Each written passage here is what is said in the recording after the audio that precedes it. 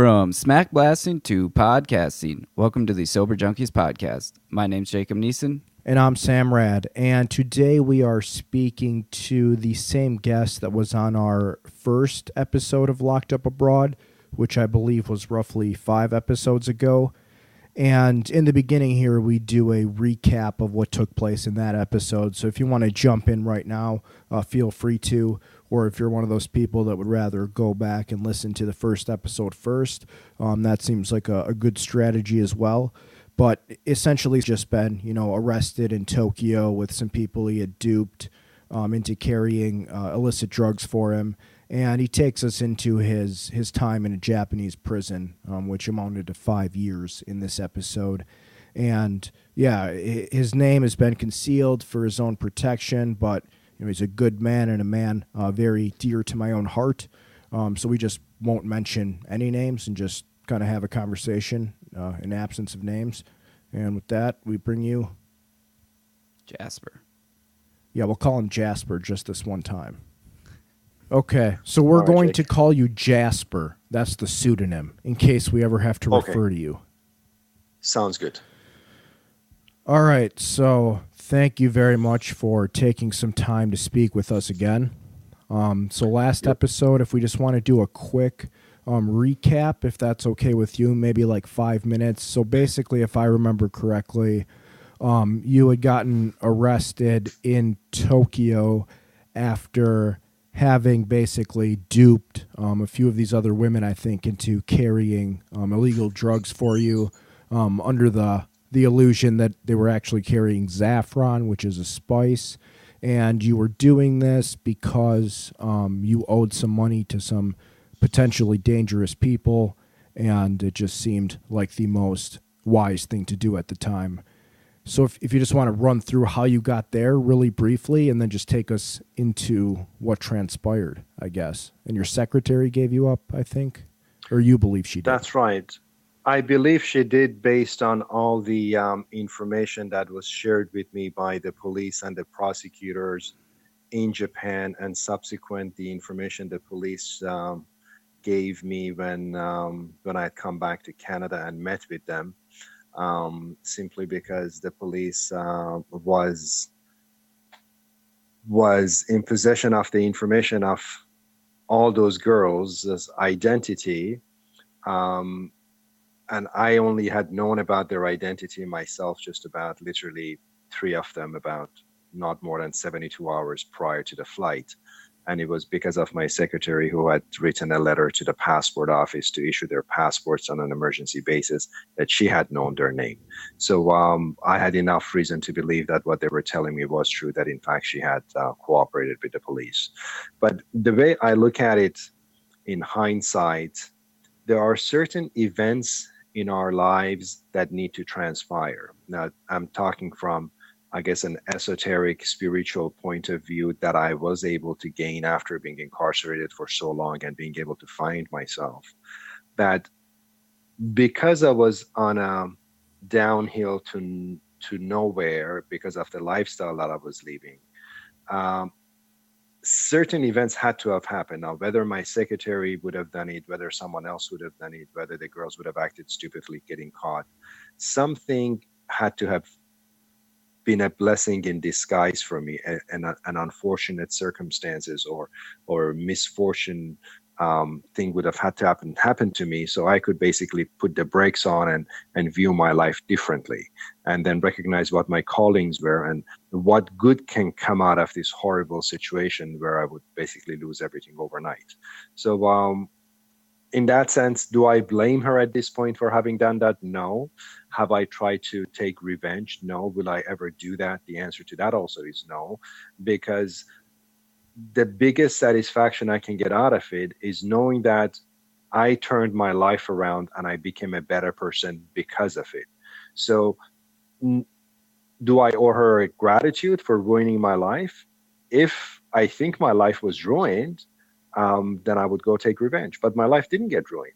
A part of my life collapsed at one time, which gave me the opportunity to rebuild it again. So anyone in the world of, I guess, criminal life that does something to someone that they rat on them or whatever it is, we bring forth those people in our lives because deep inside, I think something good is going to come out of it. So I take this as a lesson that I had to learn. Doing hard time in a Japanese prison, I take it as a lesson that I had to learn. Um, I learned Japanese. I learned the culture of Japan. I learned so many things I wouldn't have had after reading more than 500 books in 5 years. I learned how to meditate and be in touch with my inner self. So much good came out of it. Again, I look at it as a blessing in disguise. And overall, it was definitely a life experience. Well, yeah, it strikes me that at least at first, in a place like that, it's probably difficult to have a real optimistic or positive outlook. But yeah, obviously you've cultivated that in some way, and that really does seem to make just a world of difference. So you got arrested then right at the airport, and from there, Yes. where did they take you at first, or how did all of that transpire? Well, yeah, they arrested me upon arrival at Tokyo airport, and the other girls were also arrested. And then they took me into the interrogation room, and after searching me and not finding anything on my person or my properties, they didn't have a reason to keep me. And well, then I told them that the girls who just got arrested, they are with me. I'm going to take the fall as long as you make a deal with me to let them go. And then I remember that I had taken some pills because I wanted to kill myself. So I was in a very hazy situation and I really couldn't think straight. All I remember is they bring me out into the hallway. All the drugs were displayed on the floor, on newspaper that was put on the floor, and the girls were crying, and it's a motherfucker Zafra on my ass kind of thing. And then they were crying, and I'm looking at them in silence and half unconscious because of all the pills I'd taken.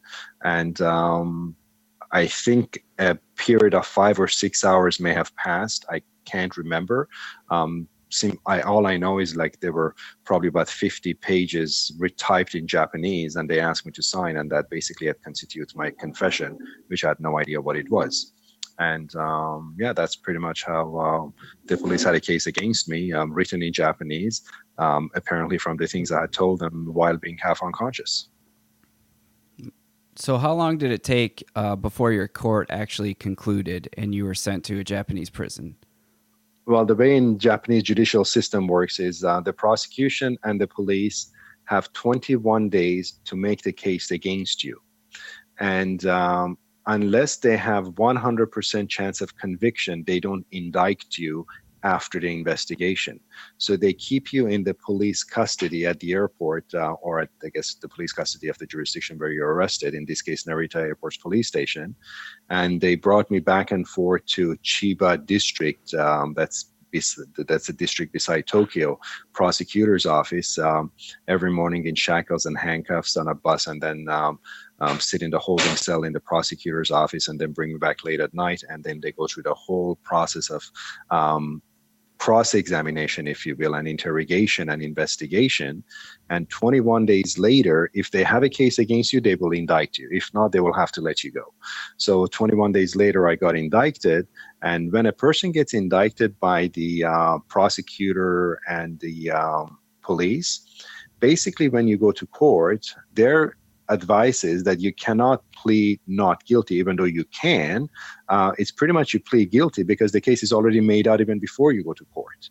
And now, if you plead not guilty in the Japanese court system, they're going to have to give you $100 per day for the duration of the time from the date of the arrest till your acquittal as a penalty to you when they release you. So Japan has a 99.9% conviction rate because everyone indicted would pretty much get convicted. It's just mitigating circumstances to reduce sentence.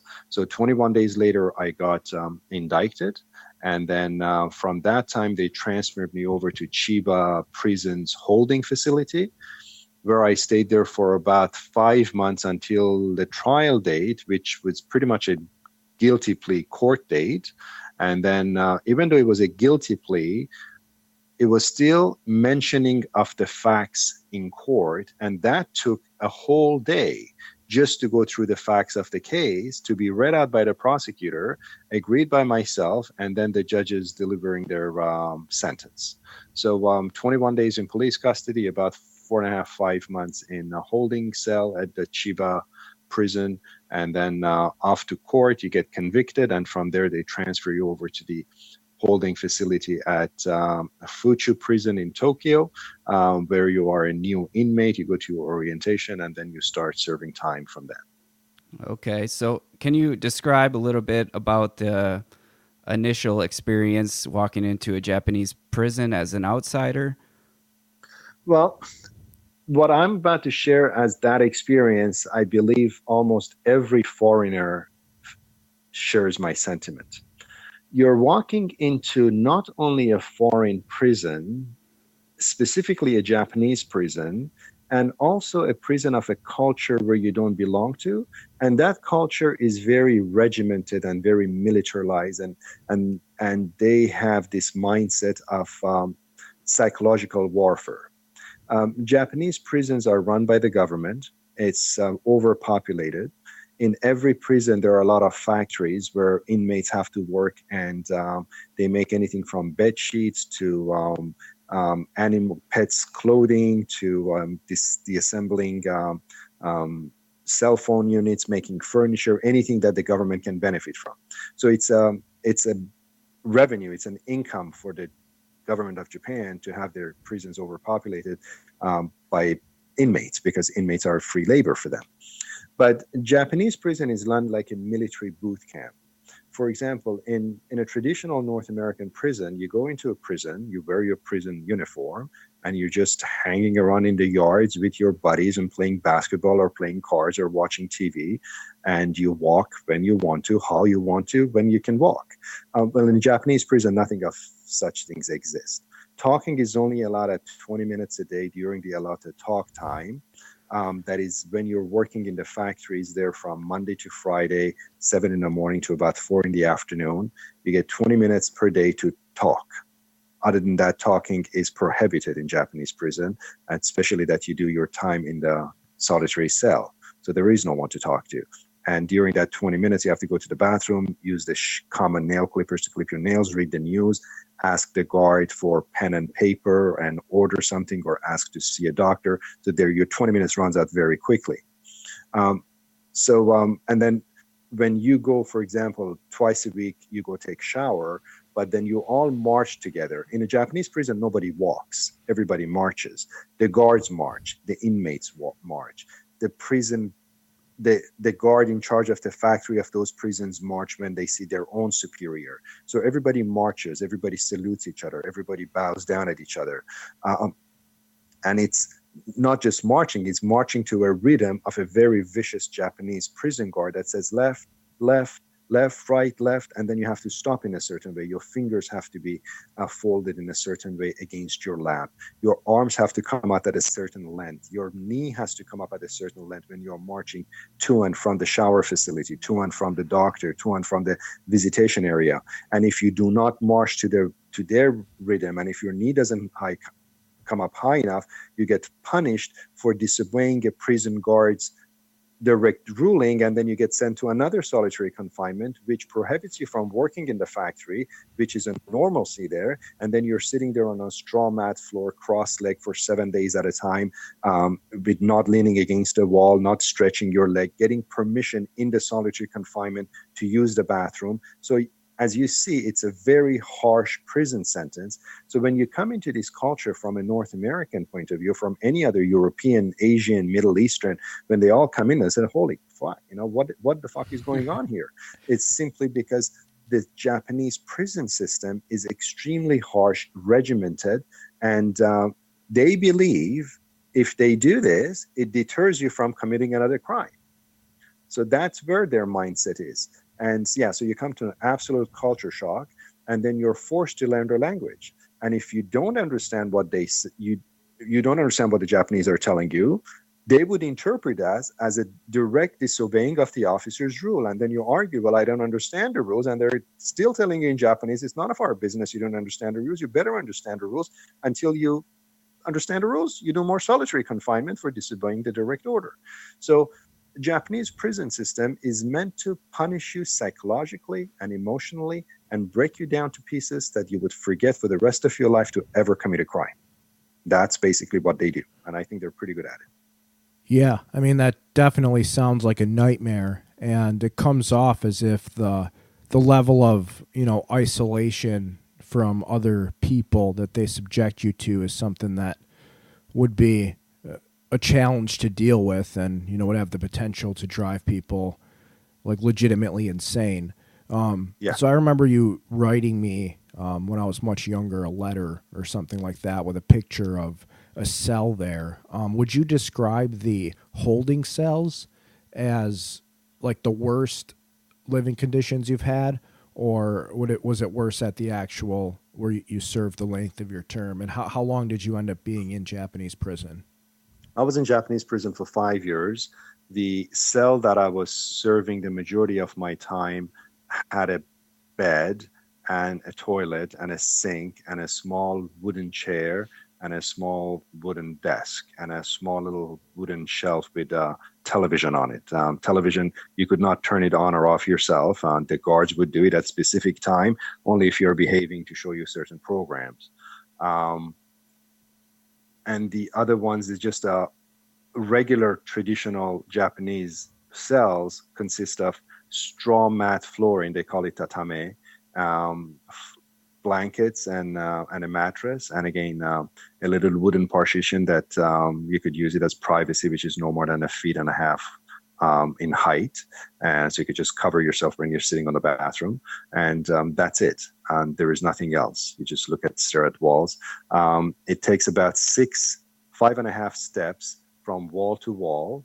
And if you're 6 feet tall and you're standing in the middle of the room and you stretch both your arms, your fingers pointing to one wall and the other hand pointing to the other wall, is pretty much 6 feet into 5.5 steps. I know it's 5.5 steps because I took that 5.5 steps a lot each time, back and forth, back and forth, back and forth for 5 years. So that's basically the size of the Japanese cell. Foreigners get to sleep on bed, but otherwise Japanese will sleep on the floor. When you are sleeping on your bed, 9 o'clock is bedtime. You have to be in a lying down position. Even if you're not tired and you can't fall asleep, you cannot be sitting on your bed or doing anything else, because if you're seen to be sitting on your bed, you still get punished at a solitary confinement because you're sitting when you're supposed to be sleeping. You have to have your PJ's uniform on and not your cell uniform during sleeping time. And if you don't do that, again, you go to solitary confinement. You can only wash your face once in the morning when it's allowed for you to wash your face in the morning when you wake up. On Saturday and Sundays, when you're in your room locked up for more than 48 hours, and sometimes if Friday and Monday is a long weekend and you're in your room for more than 72 hours, if you're caught washing your face using the sink outside of the 5 minutes that's allowed in the morning, again, you go to solitary confinement for 7 days. You're only allowed to take a nap in the afternoon for 1 hour during the allotted nap time. And during the allotted nap time, you cannot be sitting down or standing in your room. You have to be in lying down position. So the rule, and you have to, in the morning when you wake up, you have 5 minutes to sweep your room, get ready, stand at attention in front of the door when the guard comes to do the count, to say your number in Japanese, and you bow down, and then your mattress and your pillows and your bed sheet has to be folded in a certain way. Your pillow has to be held vertically on your mattress when it's folded and not horizontally, because if it is horizontally, it's against the rules. You go to solitary confinement for 7 days. So there are so many rules that you have to learn what to do and how to do it, that it's just, you become a number, you become a robot, you become a nobody, you become a product of this prison life, that you lose the sense of identity, or a decision to wash your face becomes so baffling that sometimes you have to take a risk of, do I want to wash my face right now because it is 40 degrees outside in the middle of the summer, the cells are not air conditioning, and you're dying of heat and you just want to splash some water on your face. What if there is a guard hiding outside of your cell to hear the water running just to open the door to send you into the solitary confinement?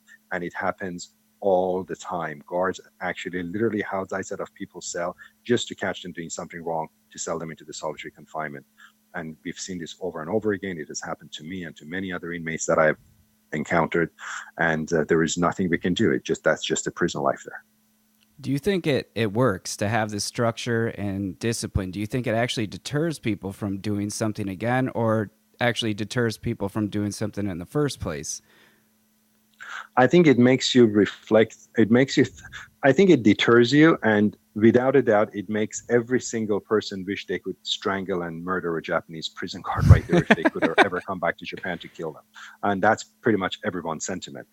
For that reason, when foreigners are released from prison, they're banned from going to Japan for life. And I think that's for a good reason, because they could know that some people can become really out of their mind and go to take revenge. But nonetheless, it is some kind of a deterrence, but it's not rehabilitation. Putting you through that kind of fearful lifestyle, I don't think will deter anyone from committing a crime again, because they don't educate you, they don't rehabilitate you, they don't inform you, they don't talk about how your life could have been better if you had not committed a crime, or what other options were available to you. So they don't. Education and information, in my opinion, is the best way of preventing crimes from happening, and not by way of deterrence and scaring the life out of you by putting you through that kind of harsh system. On YouTube, there is a video called Fuchu Prison. It's a documentary. For some reason or the another, the prison guards and the Ministry of Justice in Japan allowed a French documentary filmmaker to enter the Japanese prison to make a documentary about the Japanese prison. It's in French with English subtitle. They have a segment of it that they have filmed the corridor of the wards where the foreign inmates are. My cell number was 136. I think sometime within the 12 to 12 and a half minutes into that YouTube video, they show a glimpse from what inside of my cell looked like. So it would actually show door number 136 with inside of it. So if people are interested to actually see where I lived for 5 years, that is the cell that I was in. And in that video, you're going to hear a couple of French inmates who had given consent to be interviewed about the Japanese lifestyle that mirrors pretty much what I've said. In that video, you're also going to see how foreign inmates are subject to marching to and from the doctor and the bath and visitation and going to shower and whatnot, and in what style do they march. So that documentary depicts the Fuchu prison to the T. So you mentioned meditation. If you could go into that a little bit, and also along with that, what else would you say were the most helpful things or best coping mechanisms that helped you get through your time there? And then from there, if you want to take us to how you went about ultimately getting extradited back to Canada, and whether or not that required any work on your part, or if it was pretty easy to make happen. Right. Well, by way of meditation, I was able to have access to books that were sent to me from Canada, and other books that were sent to other foreign inmates, whom after reading would basically put it in prison library. And I did enjoy reading novels. I got to know Dan Brown and John Grisham and Sidney Sheldon quite well, and a bunch of other authors. And I really got myself immersed in reading books. But there were other books that helped me about the techniques in breathing, techniques in meditation, techniques in mind control, and incubating your dreams, or Sophie's World, that I got to know how other philosophers ever lived from the beginning of time had viewed the meaning of life one way or another. So that's pretty much what I read and I understood about life. I read the holy scriptures of 3 different religions cover to cover, and then I apologized to whom I knew to be God. I said, God, I'm really sorry if these 3 religious scriptures are depicting you as misogynist and hateful and punishing people if they don't come to you in a certain way. Then I got to accept spiritualism into my life and set aside religious beliefs. So basically, through reading and having found best friends in the authors who had read those books, I was able to sort of survive and have a coping mechanism. And so that's basically, I thought, self-taught myself to find my strength that way. As far as getting transferred to Canada, there is an International Transfer of Offenders Act, treaty that was accepted in Geneva Convention between certain countries, that the inmates of certain countries who are arrested in the other signatory countries can serve the remainder of their sentence into their in at their own country. Um, every country has agreed differently based on different agreements that they have with each other. So, for example, if Japan has an agreement with Switzerland or with England or with Amsterdam, it's not the same as with Canada. With Canada, it had required you to serve at least one third of your sentence. You start the application process. Application process gets processed and approved by the Minister of Corrections of both countries, and then of course it all has to do with good behavior and if you're following your prison correctional plan accordingly. And then the Canadian Embassy becomes the go-to kind of person, and then they would come to visit you, and they will bring letters from the Ministry of Correctional Services, and I started writing a bunch of letters directly to the Ministry of Correctional Services in Canada, and having some knowledge of the law, it really helped me to expedite my paperwork by at least 2 years. Instead of 5 years, I could have been done for 7 years, but I really pushed along for it, and I got everyone together to make this happen as fast as possible. And then two correctional officers from Canada flew to Japan. They met with me 3 days prior to my coming, and they said, "Well, we are going to be taking you back." And then I went to the room where they brought me in for processing day one. I collected my personal belongings, what was left of it, and I got cuffed, taken to the airport, and then we flew Canada and arrived to a Canadian prison, which was night and day, literally different than the Japanese prison system. It sounds like it wasn't too difficult to get extradited. It just took a lot of time. It took a lot of time, and they say how long 1 minute is depends which side of the bathroom that you're on. So 5 years when you're doing hard time in a Japanese prison, if you were to have done that 5 years in a Canadian prison, where you could have visitation with family, private family visits in a house, in a fully furnished house, you have access to telephone communications, you can, live a normal life as much as normal as possible. It's different than doing time in Japan. So that 5 years would probably equate to 15 years if you were to have done that time in a Canadian or American prison. So 5 years was long enough if you're doing a 14-year sentence, but it's still, it could have been longer than that. What style of meditation did you like the most? Was it Zen, Himalayan, mindfulness? It wasn't any specific style of meditation. My meditation was controlled breathing. And by controlled breathing, I was quieting down the noises in my head that were being too distracted and being all over the place and not helping me to focus on one thing at a time. So I guess breathing was a way of meditation for me. So it wasn't any specific kind of me chanting in a certain way, sitting cross-legged on the floor and say with my index finger touching the thumb and then doing those kind of things. I could have been just lying down doing nothing and just thinking and looking at one spot and then quieting down my mind. So that's the type of meditation I was practicing, so that I could then think what I wanted to think about, and that thing only and nothing else, and think about that for a period of time that it requires me to think about it without being distracted. So that's basically how I trained my mind to be in control, so that I'm in control of my mind and my thoughts that were coming in sporadically. They say an average person has about 60 or 70 random thoughts that comes into their head and they're unaware of it.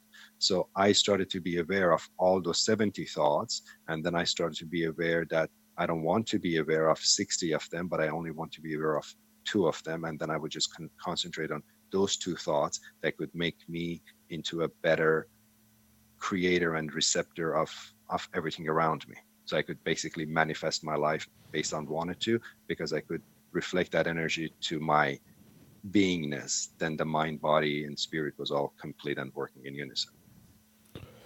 So, I mean, this has all been great. I think it would be ideal for us to just end with you just describing how you spent your time at the prison camp type deal in Canada. And I know that you were released briefly.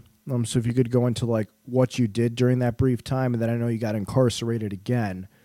And so if you could just take us up until you were released the second time and we're just off parole, and then we could just Okay. end there. Well, that time is actually quite interesting by itself. And just like the previous time that we talked about, I'd like to dedicate its own time to talk about my experience in a Canadian prison, simply because there are the Canadian government or Canadian people or people in charge of Canadian correctional services are more humane than the Japanese, even though Canadians being incarcerated in a Canadian prison for the very first time don't necessarily agree, because they still think that they are your keeper and they are basically ruling over you.